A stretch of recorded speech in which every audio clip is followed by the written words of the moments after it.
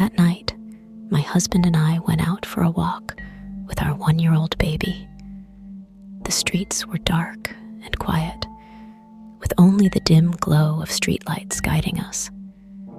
As we reached a deserted intersection, something caught our attention. It was a large teddy bear lying on the ground as if someone had carelessly discarded it. The bear looked strange, dressed in a tattered dress with one eye missing, leaving a hollow, gaping socket. It was unsettling, so lifelike that, at first glance, I thought it was a person sitting there. I tugged on my husband's sleeve and whispered. That scared me. For a moment, I thought it was a woman. My husband stared at the bear for a while, then sighed. What a waste, He said. It's still in pretty good shape. If we cleaned it up, we could probably sell it for a decent price. His words made me uneasy. I instinctively held our baby tighter and didn't say anything more. We quickly left the intersection, but the strange feeling lingered. That night marked the beginning of a series of disturbing events. When we got home, our baby suddenly became unusually fussy. Normally calm and easygoing, she cried nonstop that night, no matter how much we tried to comfort her. What made it worse was how her eyes kept fixating on a corner of the room. She would point at it and shout, "Mama! Mama! Papa! Papa!" In a frantic voice. The next morning, I noticed faint red marks on her little arm, like scratches from something sharp. I asked my husband if he had accidentally hurt her, but he shook his head. She was in her crib all night. There's no way this could have happened. Things escalated further.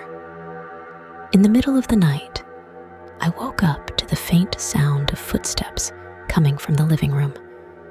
It sounded like a child running across the floor. I shook my husband awake and asked him to check, but after looking around, he found nothing. When he returned to our room, we both froze in shock. The door to the baby's room, which we had shut before going to bed, was now slightly ajar. Terrified, I rushed into the baby's room. She was still in her crib, but her body was curled up tightly. Her face far from the peaceful expression she usually wore while sleeping. It was as if she was trying to shield herself from something. Over the next few days, the occurrences became more unsettling. The sounds in the night grew louder. Sometimes soft laughter, other times whispered conversations that were just barely audible. We installed a security camera in the living room, but every time it detected movement, the footage would show nothing. Only those eerie sounds echoed through the empty room.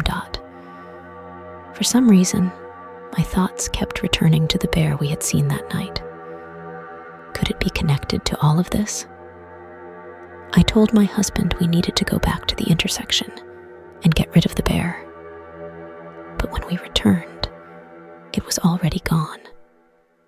All that remained was a deep drag mark in the dirt, as if something had pulled it away. Desperate, we called an elder who was experienced in cleansing rituals. She walked through our home, pausing when he reached the baby's crib. She said quietly, "She followed you home, but she's not here to harm you. She wants something." Her words were cut off by a faint, high-pitched laugh behind us. Turning around, I saw a shadowy figure in the dark corner of the living room, slowly inching closer. The elder quickly lit incense and began chanting an incantation in a low, urgent voice. The smoke swirled, and the shadow grew fainter, but didn't vanish entirely. Instead, it moved closer, its steps echoing unnervingly loud in the silence. "She doesn't want to leave." The elder muttered, her voice grave. She turned to us and said, "Her attachment runs deep. She's not here to hurt you. What she wants is a family." My husband asked, A family, what does she want from us? his voice trembling. The elder hesitated, then pointed to our baby. She's drawn to the child. Maybe she lost her own, or she might be trying to take her place. At the elders' instructions, we prepared offerings: a bowl of rice, a cup of water, and a small mirror, placing them in the living room. She lit a yellow talisman, the flames casting an eerie glow. This is her chance to leave peacefully. If she refuses, we'll need stronger measures.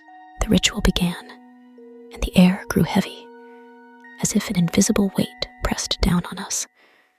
Smoke from the incense gathered on the mirror, forming the blurry outline of a figure, a shape eerily similar to the teddy bear. The figure wavered, then let out a soft sigh. Suddenly, the mirror cracked, with a thin, jagged line. The elder pressed the burned talisman against the glass and murmured. Go now, let go of your attachments. The smoke dissipated, and the oppressive atmosphere lifted.